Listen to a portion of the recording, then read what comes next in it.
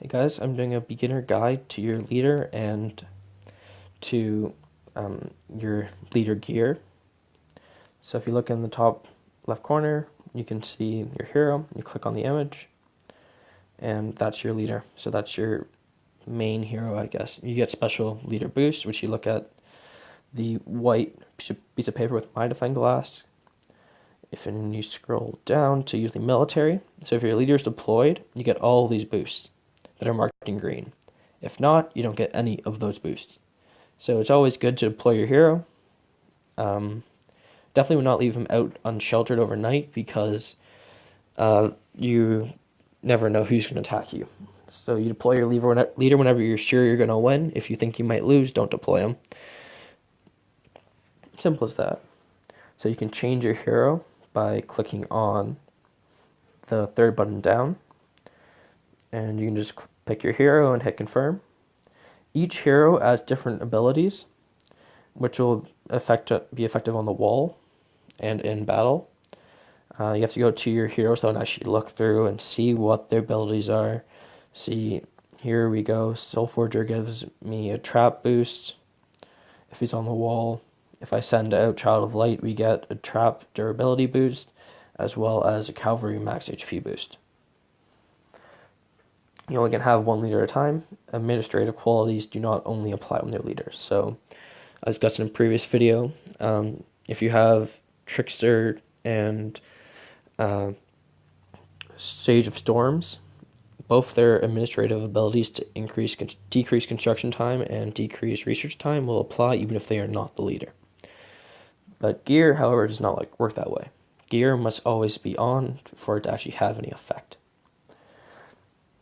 Okay, so you get a bunch of different types of gear, and they give different boosts. So the Sentinel Circuit is the best thing you can have for construction, so I definitely suggest once you reach level 40, you make that and equip it for when you're doing construction. So it'll give construction boost, and the other ones aren't actually important because they aren't that good. You can get better gear for that stuff. The best for research, however, is the Lunar Flute. If you equip the Lunar Flute, if you hit equip, you see that, it will give you a research speed decrease of 18%. It's not actually 18%, but it increases your research speed decrease by 18%. So it'll still take a fair amount of time off your off how long you have to take to research whatever it is. The boost you get from your gear in terms of decreasing time for construction and research only applies before you start the construction. So if I have my lunar flutes, both my lunar flutes equipped, and then I go to start construction, then I will not get that added boost from the lunar flutes. Or I won't get that added boost from the Sentinel rings, and my construction time will take longer. I'm currently doing a really long research project, so as a result, I just have all my construction gear on. See, different things have different abilities. The shield here is really good for just defending yourself, so I have that one. And then the vice grips are the best offhand gear for research speed, so I have those. There's also different degrees, but I'll discuss that in a minute when we look at the forge. Legendary Sword gives me a boost for construction speed, while the electric lance would help decrease time for research speed. So you want to have multiple sets of gear for doing different things doing different things from building to research to going to battle to defending yourself in case of attack. All equipment has to be forged in your forge or your workshop. So there's important things you need to know about when you build equipment. Your equipment gets stored here. You only have as many equipment as you have slots. And you need materials to build equipment. Materials and equipment have different grades. Look at this here. This is blue grade, which is rare, I believe. So I need so you need blue materials to forge blue gear pretty much, and higher up. So if I want to look at making another, let's say lunar ring because it's here, I have to go to basic level to forge one. Then if I want another one, I need to have a original flute, a base level flute. And then I need gear of green or materials of green level.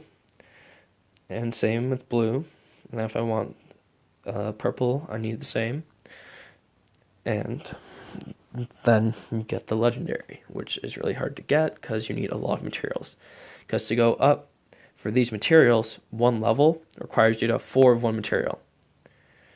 Okay, so that's 4, and then I have to go up another 4 to go up to that one, and then another 4 to go to that one, and then another 4 to go to that one. So it's nearly impossible to get the legendary gear, but can be done. So you want to have 2 lunar flutes, 2 sentinel rings for construction and research. It's the basics of what I'm trying to say there. And you can get materials in 2 different ways. Well, 3 technically. You can get chests. You can buy the chests to get them, but free to play, you'll probably get them one of 2 ways. If you go to the scroll button, you'll see your quests.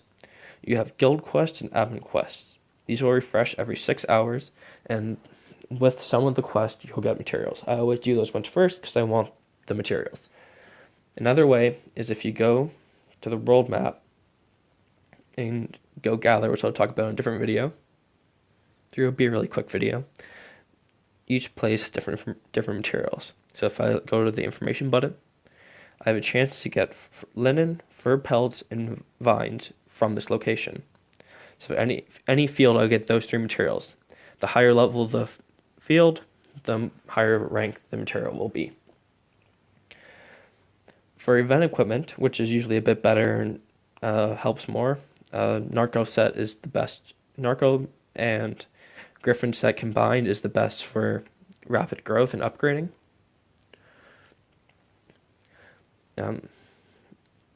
But for each set, some champion and hunter set must be got through buying stuff, which really sucks. But the rest of them can be got through hunting monsters on the map. If I go to the map again and look at monsters,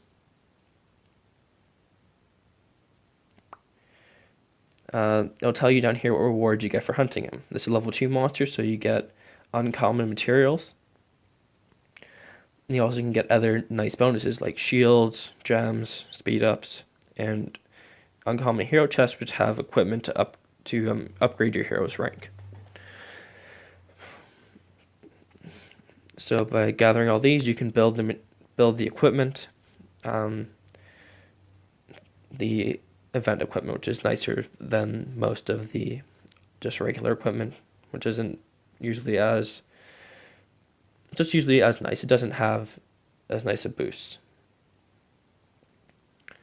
Most equipment requires you to be high level though, so until you get to like level 40, you don't care too much about equipment because you can't get the circuit and the lunar flute yet. So it's just kind of a waste of your time. So just work on gathering all those materials that you need so that when you get there, you can finally really upgrade those to a high level and get a big boost out of them. Okay, that's all I gotta say for this video. Talk to you later, guys.